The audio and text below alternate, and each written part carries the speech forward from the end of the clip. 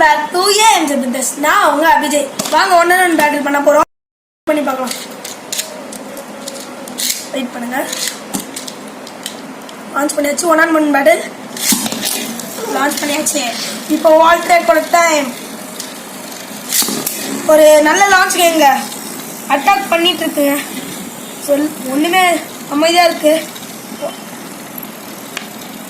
எனக்கு வால் ட்ராக் ஜெக்மான் தோட்டு நல்ல அட்டாக் கேங்க. நல்ல அட்டாக் போயிட்டு இருக்கு. வால் ட்ராக் கிட்ட அந்த ஸ்டாமினா அப்படியே இருக்குங்க.